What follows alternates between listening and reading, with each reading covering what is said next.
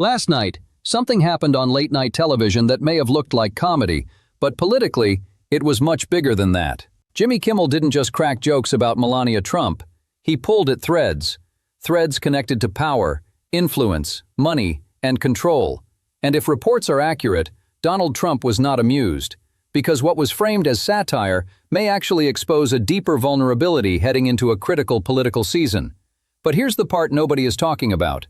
This wasn't really about Melania. It was about leverage. And if that leverage weakens, the consequences could stretch far beyond a late-night monologue.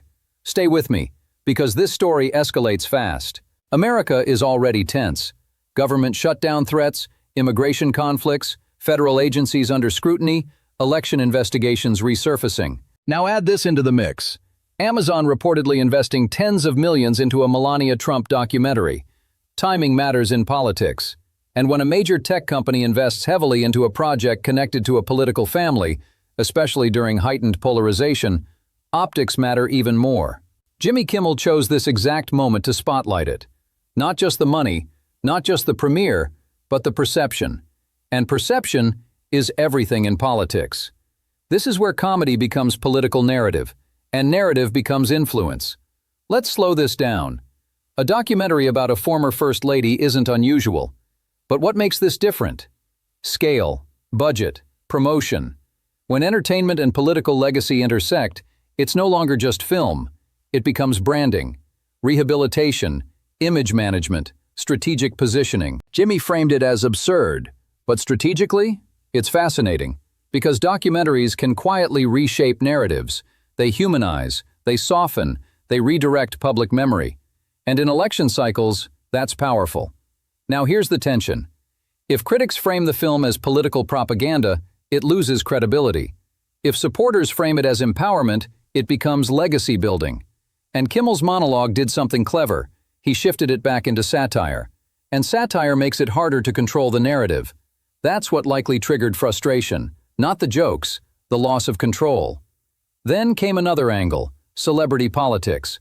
When high-profile entertainers interact with powerful politicians, the symbolism matters. Kimmel highlighted what he portrayed as inconsistency, strict immigration enforcement rhetoric, but flexible optics when fame is involved. Whether that framing is fair or not, it resonates emotionally. And emotional resonance spreads faster than policy details. Here's why this matters. Modern politics is visual, it's relational, it's performative. And when narratives of hypocrisy surface, they stick. Not because they're always accurate, but because they feel symbolic, and symbols shape voter memory. Kimmel also mocked Trump's repeated use of the word boom. On the surface, just comedy. But step back. Repetition in political speech isn't random, it's branding. Simple words, high energy, memorable beats. Boom.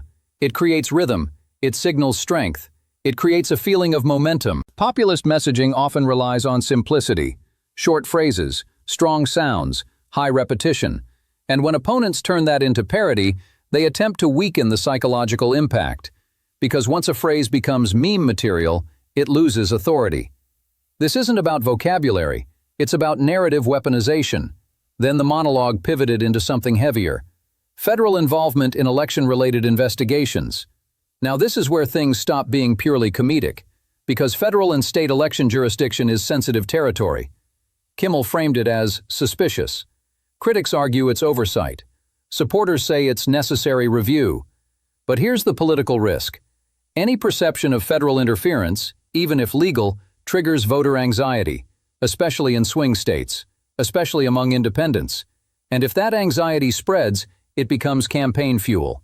The joke may get laughs, but the narrative plants doubt, and doubt shapes turnout. The premiere itself became symbolic theater. Guest lists, celebrity attendance, publicity cycles. Kimmel painted it as spectacle. But political families understand spectacle. Events create legitimacy.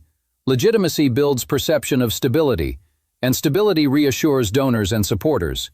When that spectacle becomes comedic fodder, it chips away at seriousness. And that's where the tension escalates. Because campaigns thrive on seriousness, not satire. Another moment highlighted was a soft interview. Light questions, comfortable pacing. Critics say it's bias, supporters say it's friendly media. But here's the broader truth. Every political figure benefits from aligned media. It's not unique. But when opponents contrast that with satire, it sharpens division. Comedy shows often become pressure valves. They allow cultural critique without formal debate, and that can be more influential than traditional journalism, because humor bypasses defensiveness. So why would this provoke anger? Because campaigns are built on message discipline. When a late-night host reframes that message, it disrupts pacing. It injects unpredictability. And unpredictability is dangerous in election cycles, especially when fundraising narratives are active, image campaigns are launching, and documentary branding is underway. Comedy is hard to counterattack.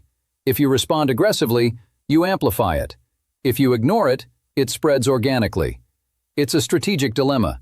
And that's likely why insiders say frustration boiled over. This isn't isolated. It's part of a larger cultural media war. Late-night hosts increasingly function as political commentators. Campaigns increasingly function as media brands. The line between governance and entertainment has blurred. And when satire lands at the wrong moment, it hits harder, especially when it targets family image. Family optics are sensitive because they humanize candidates. And if humanization weakens, political vulnerability increases. Remember what I said at the beginning? This may not be about jokes. It may be about leverage. If independent voters absorb satire framing, it shapes subconscious impressions, not policy positions, impressions.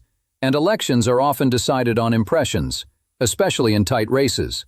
So the real question isn't, did Jimmy go too far? The real question is, did this shift narrative momentum at the wrong time? Politics in 2026 isn't just about policy. It's about narrative dominance. Who controls the story? Who controls the perception? Who controls the timing? Last night, late-night television temporarily grabbed the steering wheel. Whether that steering adjustment becomes meaningful depends on what happens next. Does Trump escalate? Does the campaign pivot? Does the documentary reshape the story again? One thing is certain. In modern America, comedy is no longer just comedy, it's strategy. And sometimes, the sharpest attacks don't come from rivals, they come from punchlines.